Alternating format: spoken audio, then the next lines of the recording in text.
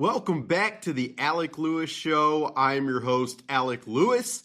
This is episode 130 coming at you live from the TCO Performance Center on Thursday, November 20th. Few days before the Packers game in Green Bay. Our guest is Matt Schneidman, who covers the team for The Athletic. A colleague of mine. Have spent a lot of time talking to him about his team over the years. He does a great job and has for a long time over there. So really enjoyable conversation talking about the Packers defense, got to Jordan Love, the dynamics of losing Tucker Kraft, and what this matchup could look like. Some hardcore intel on that coming at you later in this show. If you're new here and watching on YouTube, please hit the subscribe button below. There's also a little red box thing in the corner. You just hover over that, click that. It costs you nothing. It benefits us, and we really appreciate that. If you're listening on Apple or Spotify, you can also follow and rate and review, hit the little stars thing. That helps us out as well. We've enjoyed growing this thing now for a year plus. Hope you guys have enjoyed the ride. The show is presented by First Resource Bank.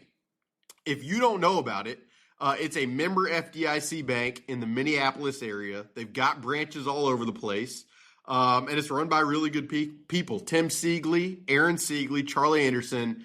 These guys really care about the community. They're also Vikings fans. Their banking platform, it's from what I've heard, it's one of the fastest growing banks in this area, and I understand why. Really good people who want to do it the right way. So please go check out First Resource Bank. And then we're sponsored by Unreal, the locally owned clothing brand. They've got limited edition NFL drops, and I'm wearing it every day. And it's kind of embarrassing, but I can handle it. So, it's not embarrassing because the clothes are that good, and I appreciate them. So that's Unreal. Before we get into the conversation with Matt, I did want to do a little foray further into J.J. McCarthy and the mechanics conversation because, A, Kevin O'Connell's talked further about it this week. B, J.J. McCarthy was asked a lot about it on Wednesday. And C, I've done a lot of conversations over the course of this week with people in the industry on this subject. And what I mean by that, I guess vaguely, throwing coaches, people in executive positions across the league, just as much intel gathering as I feel like I can do, should do on this subject, which, I feel like at this point, given the extent of how much we've talked about quarterback mechanics and pocket movement and footwork and eyes and posture, I'm getting close to hopping out there and coaching guys for 6'1", quarterbacks. Just kidding, I'm not. But you really feel like you could teach a course in it at this rate. So on Wednesday, you guys who are on social media probably know that J.J. McCarthy spoke and said a couple of things. One of the first comments he made, he was asked how close he feels like he is. He said, I feel like for me, I kind of make the analogy of a cork about to come off the bottle. It's understanding that it's 1 to 3 little things that I need to change about my game that is going to make a huge difference in the outcome of every single drive. When he was asked what those 1 to 3 things are, he mentioned posture, he mentioned processing after the snap and kind of pulling the trigger on things that he's seeing. Those were a couple of things. Then he was also asked how hard it is, how different what he's learning from a quarterback standpoint is. And he said, quote, coming in here, I was taught how to play quarterback a very different way. He was asked how hard it is to do some rewiring. He said, it's really hard. You're rewiring neurological pathways, and that's not something that happens overnight. There will be a lot made about him saying it's rewiring neurological pathways. And I understand why. That's real jargon heavy. But the truth of the matter is, that's what, when you are, let's say you guys play golf, okay, and you're trying to make a swing change, it's hard not to fall back into what you've done because you're trying to rewire movement patterns. That's what it is. I'm not sure if we would all describe it that way, but or use that phrasing, but there's no question that's what it is. Pitchers who are making mechanical changes on the mound, like that's, similar things. Basketball players who are changing their shot. A lot of what they're doing is rewiring kind of the muscle memory, to use that phrase, of what it is. So, like, there's no question that when you are changing something about how your body moves, specific to sport, like that is what it is, and new movement takes time. Now, I'll say a couple things first and foremost. Like, most quarterbacks, whether who arrive from college into the NFL, whether they've played in air raid, shotguns, heavy systems like a Patrick Mahomes, or whether they've played in under center, drop back, play action systems, kind of like J.J. McCarthy did, like, there is a learning curve in entering the NFL. And a lot of that is very specific. Like, for J.J. McCarthy and for a lot of quarterbacks, they've played with their right foot up in college, and they've got to, change to where their left foot is now up. And that obviously affects everything else. Your first step, which in the industry, they would call that a punch step. Like, that is something. If you go back and you look at J.J. McCarthy's mechanics in 2023 at Michigan, when he takes his first drop, it's kind of a balanced both feet, in his first step, whereas now it's like a one-step punch with his left foot. It's a very subtle thing that is really hard to identify, and trust me, I know that from having tried to identify it over the last few days. But it's something that matters. And then you're tweaking some of that stuff. Now you're learning the drops in the NFL, which can be very different from the drops you've taken in college. And the timing of the drops, and, the repping that takes time for sure.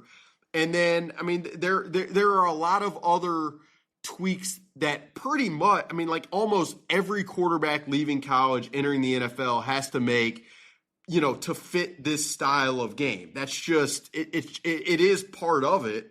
And some guys obviously acclimate quicker than others. I'd say, like, for J.J. McCarthy, a lot of this stuff this year is not that new. In the sense that it was a real big focus for him when he arrived from Michigan the spring of 2024, the summer of 2024, into camp in 2024. Like, that was a lot of the process, the conversation, the focus. And then obviously the injury happens with the torn meniscus.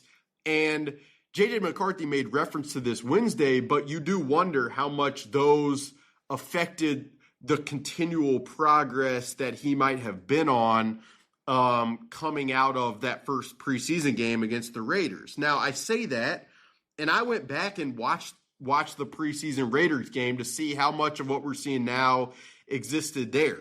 And what I would tell you is there's definitely, in that game specifically, and again, it's a preseason game. You don't have elite pass rushers coming at you, so it's hard to play apples to apples with this.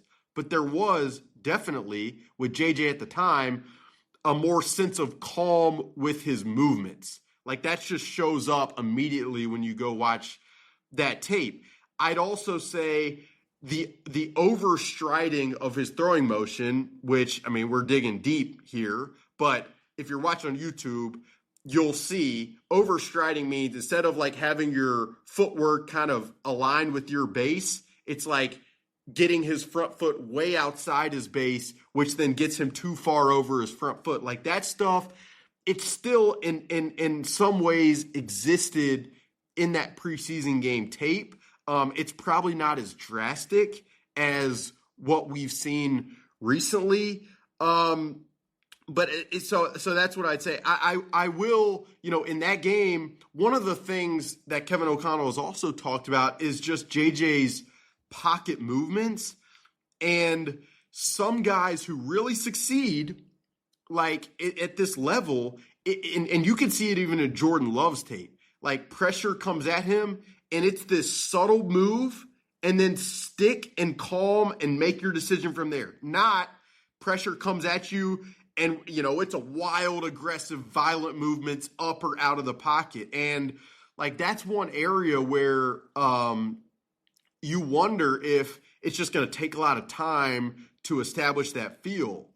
It's also an area where you wonder, like, if the calm, if the lack of calm in the NFL game, like if you can get to that place, if you don't have that sense of feel already. I mean, the other aspect that I think is less tweakable or adaptable or adjustable than the mechanics is the lack of touch. I mean, that's something that was a conversation for JJ coming out of college.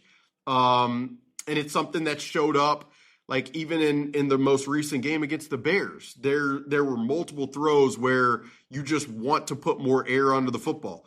The TJ Hawkinson screen leak out to the left sideline, that ball needs more air. The Aaron Jones mesh railroad kind of throw to the left side of the end zone, that you'd really like to see more air on that ball. And like, that's one where when you talk to people in the industry, adding more touch, do people think you can? Yes, but there's also kind of a view that some of that might just be tied to like a guy's feel, arm talent, kind of like how with baseball for a long time, the ability to throw a changeup was so much feel. And like, you talk to pitching coaches and they're like, some guys really have that and some guys don't. Now, baseball has gotten to a place where they've been able to develop different types of changeups, and that's allowed it to happen. But like, it does sound like when you talk about this subject with a lot of people, like there's like a fingertips, just kind of innate aspect to that,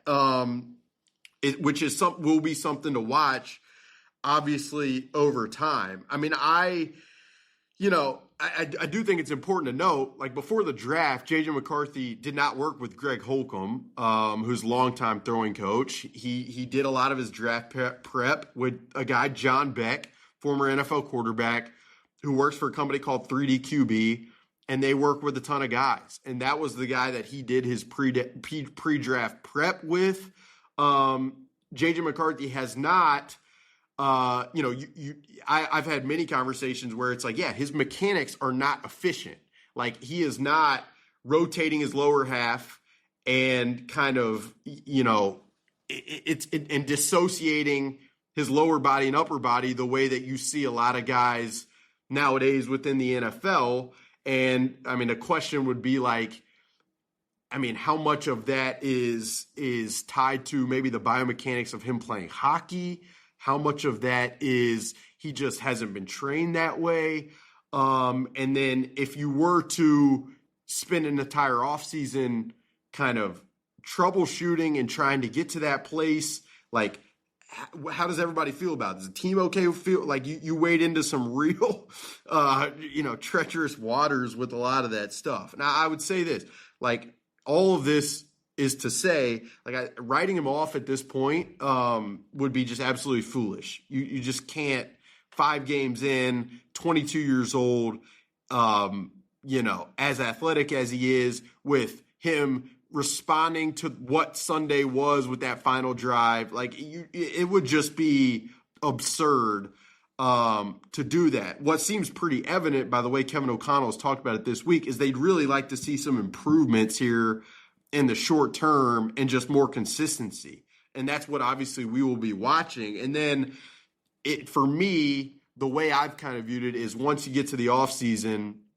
depending how these next 7 games go, then the conversations are really relevant about, like, what are the next steps here? Is it, really need to have a biomechanical analysis and be real aggressive with trying to become more efficient in your movements? Is it just further repping the footwork? And then obviously, what does that mean with decision-making elsewhere? But to go down that place right now is just it's not something that needs to be done. There's 7 games left in this season. There's a lot remaining.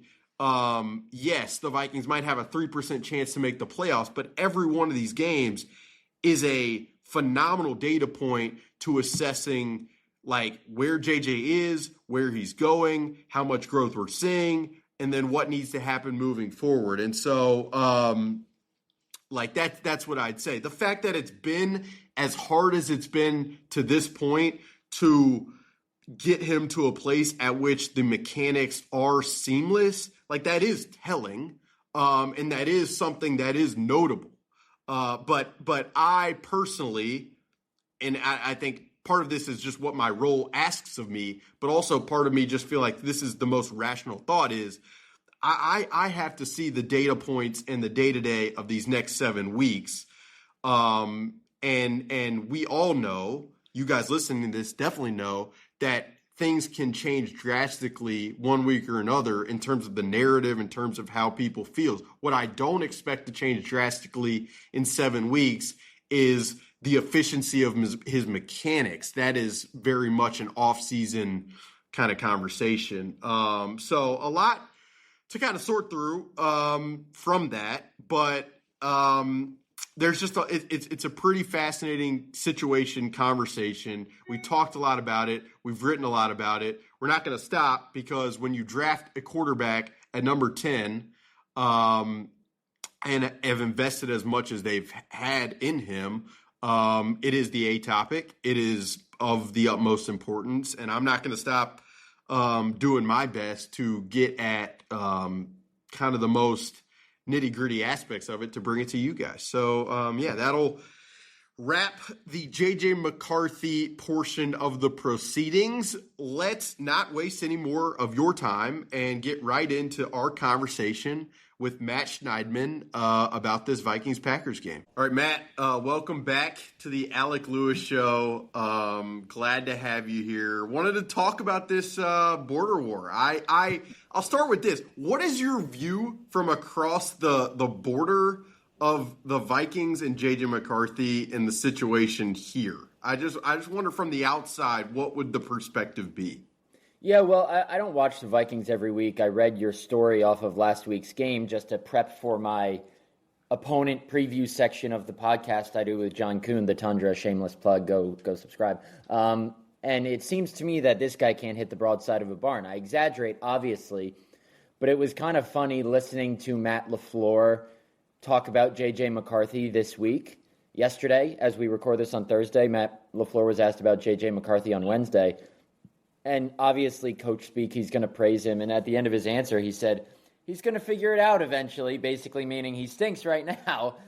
But we just hope he doesn't figure it out against us. So look, I understand he was drafted in the first round for a reason, but it wasn't really like your typical Jordan Love learning under Aaron Rodgers year, just because he was hurt. And right. This Packers defense with Micah Parsons and Rashawn Gary and maybe Lucas Van Ness coming back for the first time in a month and a half up front could cause some trouble for that Vikings O-line and J.J. McCarthy if, like what you're writing, comes to fruition on Sunday and he gets kind of skittish in kind of those dirty pockets.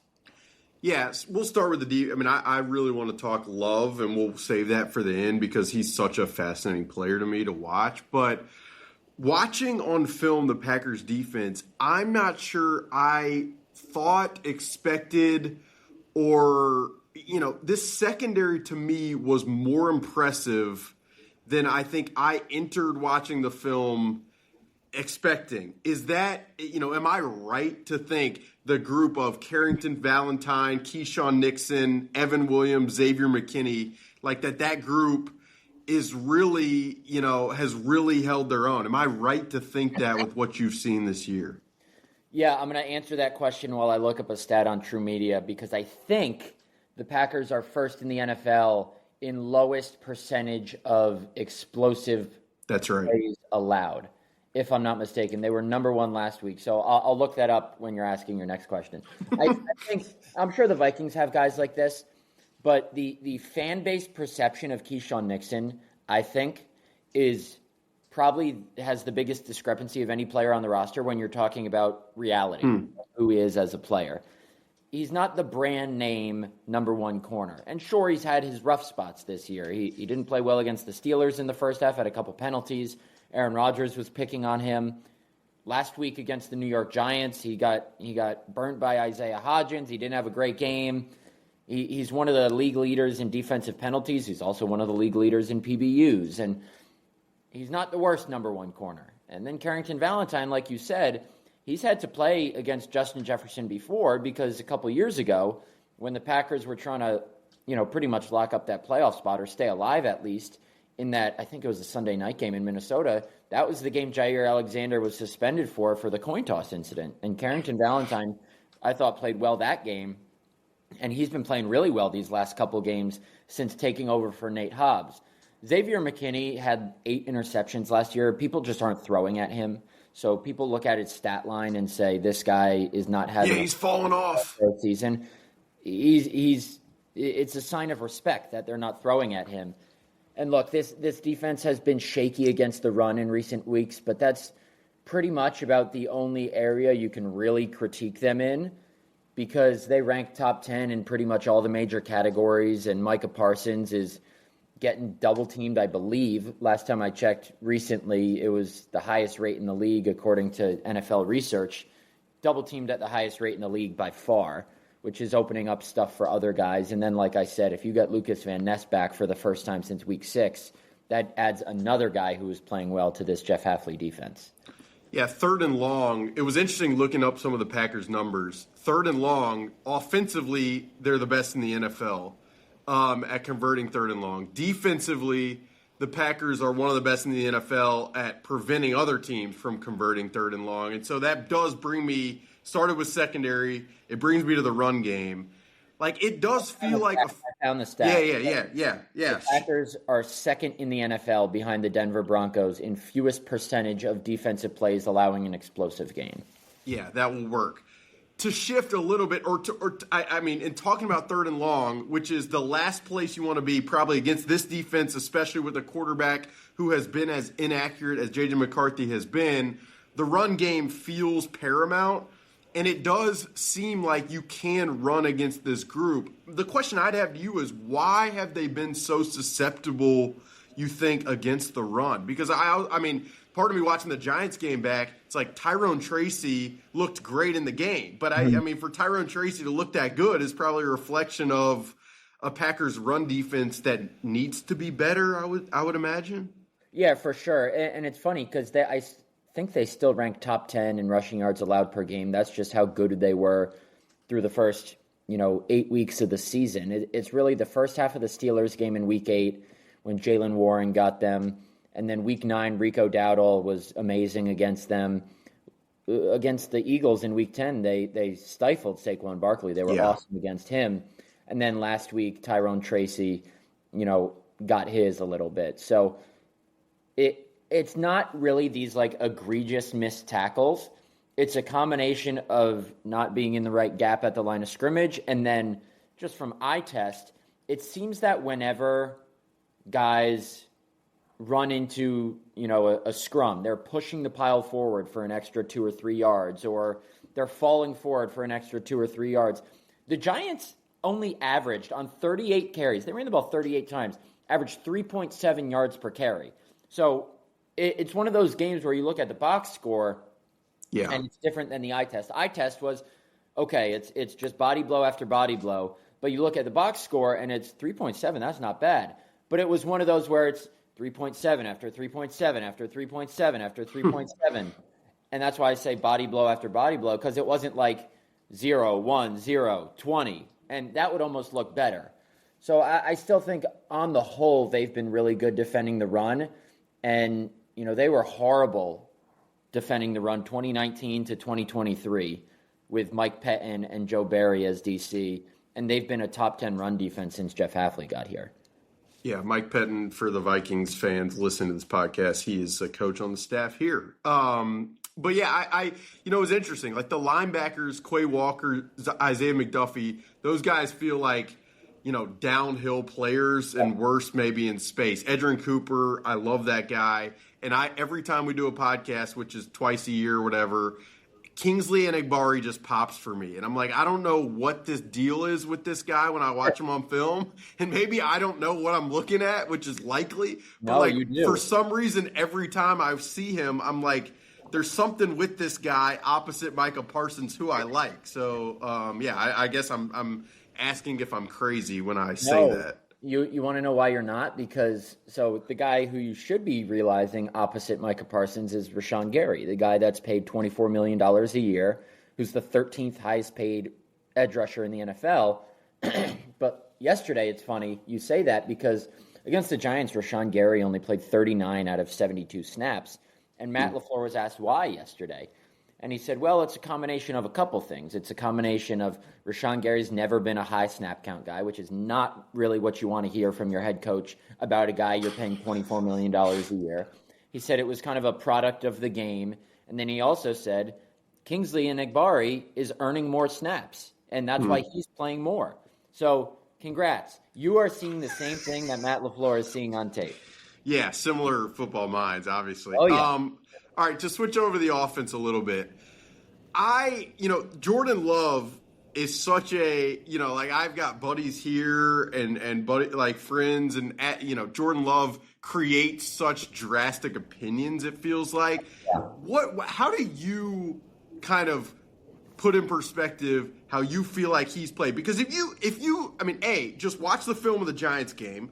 I mean, if you do that and then you look at the advanced numbers, big time throw rate, lack of turnover-worthy play rate. Like, the guy is unbelievably impressive. He has subtle movements in the pocket. He's got the arm talent. He's accurate in their drops. Like, I have a hard time watching him where I'm not like, why? This guy is probably one of the top 7 guys in the league at the position. That's my opinion, and people here listening are probably rolling their eyes. But how do you put in perspective what you feel like you've seen from this guy? Yeah, I don't think you're far off, and it's funny because I got asked a question in my mailbag this week just about the perception of Jordan Love versus the reality. And I was listening to Orlovsky recently, and I think he hit the nail on the head when he said there's this narrative around Jordan Love that he's this reckless thrower of the football who's turnover prone. That's not really the case. Like, he was the first half of his first year starting, and then he was the first half of last year. But he has, 3 interceptions this year maybe? I don't have the numbers in front of me. He's not throwing gaudy touchdown numbers, but the accuracy on some of these high-level throws, whether it's to Savion Williams last week or Christian Watson on the slot fade or Christian Watson deep down the right sideline on 3rd and 2 last week for an incomplete pass, or on the move to his right to Christian Watson against the Steelers across his body. Like, there are not many quarterbacks in the league, maybe a handful, who can make the kind of throws on and off platform that Jordan Love can. Now, is he the best quarterback in the league? No, but I would say he's firmly top 10 when he's healthy. And the fact that he has had some downswings this year, I would say, sure, he hasn't been perfect, but the Packers' biggest weakness, I think, unquestionably, is their offensive line. This is not the Green Bay Packers offensive line of decades past with Bakhtiari and Lindsley and all these guys who wouldn't let Aaron Rodgers or Jordan Love get touched. This offensive line is not great, especially run blocking, but pass blocking isn't, the best either. So some of what you're seeing from Jordan Love is a result of all the pressure that's on him. And then even after last Sunday's game against the Giants, Matt LaFleur said, I thought it was such a gritty performance and some of the plays he made because it seemed like he was under constant duress. And then Jordan Love missed 7 plays last week with a left shoulder injury. He's fine now, but it was just kind of a performance that's emblematic of the quarterback he's become, kind of fighting through a little bit of adversity around him to really make plays and will this team to a win in spite of some other things. And there's Dexter Lawrence coming scotch-free through the A-gap, and he'll just make this subtle movement to avoid the sack. And it's not like what Vikings fans saw last week where Caleb Williams is spinning out it's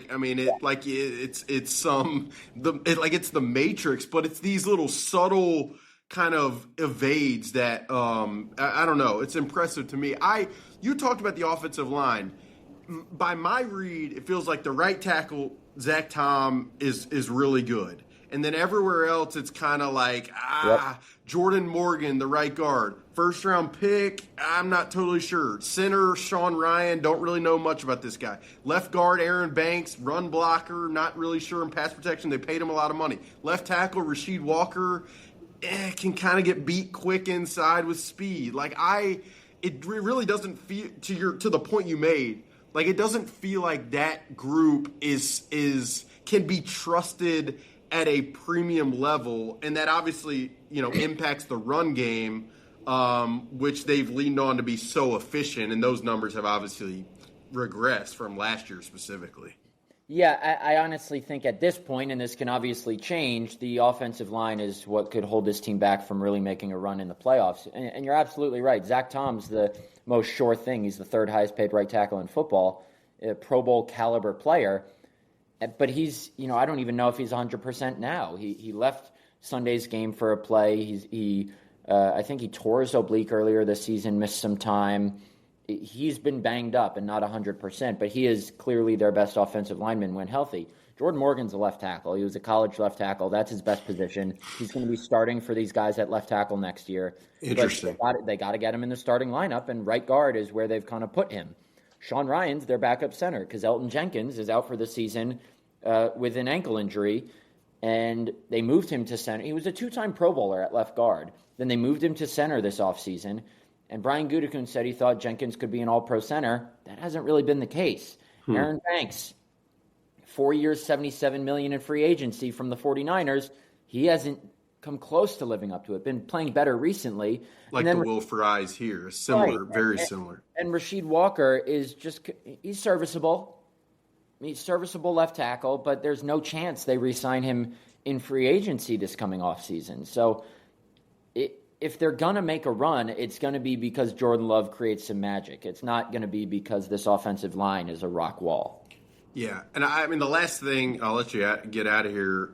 We'll talk receivers for a second. But I do want to say, the run design, I love it, of the Packers. Like, every time I watch them on film, they're doing stuff that is creative, that you can tell they spend time on it.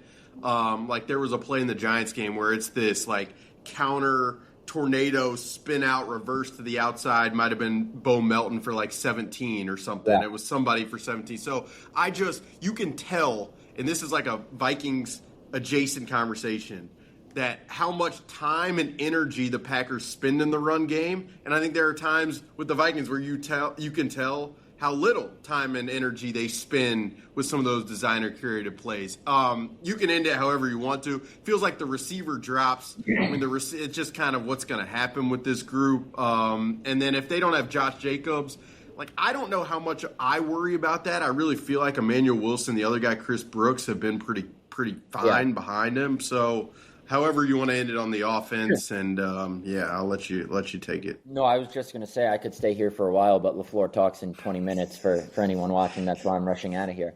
I think Emmanuel Wilson, he's obviously not Josh Jacobs, but he's a really fluid runner. And if you watch him run, it just looks like a natural running motion, which is impressive that a guy who went undrafted 2 years ago out of a Division II college has become a guy who can come in and you say, oh, there isn't that much of a drop-off. So you'll probably see him on Sunday, although we'll see here in about an hour or so whether Jacobs is on the field. It's just a knee contusion. They just have to wait for the swelling to go down.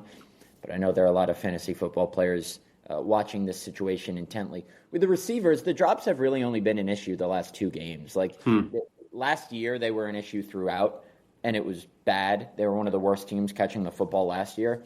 This year was really last game and the game before, and it's really just been recently. But, getting a guy like Christian Watson back who's pretty sure-handed really helps because Romeo Doubs, who at times looks like the most sure-handed guy on the team, has 3 drops and 2 egregious ones last week. So it just amplifies, and this is how I'll end it, how important and how significant the loss of Tucker Kraft is.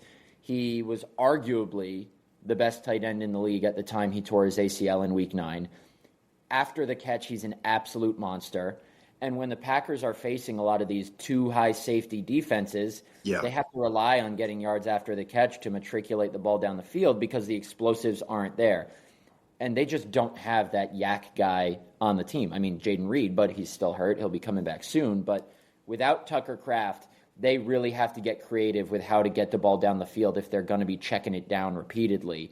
And it's tough for an aggressive guy like Jordan Love to do and stay patient. So that's been kind of the question with this Packers offense, who hasn't run the ball against too high as well as you need to get teams out of that defense. Yeah. So in the passing game, how do you generate that movement down the field? That's kind of what's held them back for the better part of the last month. That's very well said. Thanks for hopping on. Enjoy LaFleur. I'll see you in the press box with hopefully the omelet station, the cheese curds, and everything else. Okay. Okay, good. Yeah. I mean, look, you got to drive to Appleton. You better have the omelet station. See you this weekend, Matt. Thanks, man. And that'll do it for episode 130 of the Alec Lewis Show. Appreciate you guys being here. Always look forward to these trips to Green Bay. Never take it for granted. Did an internship in Milwaukee in college where I got to cover some Packers training camp stuff, or not training camp, but OTAs and just the aura of that place. For as much as you guys probably despise that team, it's a gratitude to get to go there and cover games at that place. So never take it for granted. But thank you guys for being here. Appreciate First Resource Bank, our presenting sponsor, who has branches all across the Minneapolis area and a phenomenal online banking platform, which I use often. Appreciate Unreal for their support, locally owned clothing brand that has limited edition Vikings drops and hoodies that are coveted by my friends, by a lot of people that I know. So please go check out Unreal. And if you made it this far, we appreciate it. Stories galore from me over at theathletic.com, where I do my day job covering this team. And with that, we will see you guys next week for a lot more analysis, takeaways, thoughts, conversations, rambles. It's all here on the Alec Lewis Show. Thank you guys for being here. Enjoy the rest of your week and enjoy the weekend. Get as much, establish as much joy from getting to watch football as you possibly can, because at some point it'll be the off season and we'll be missing it. Thank you guys for being here. Talk to you very, very soon.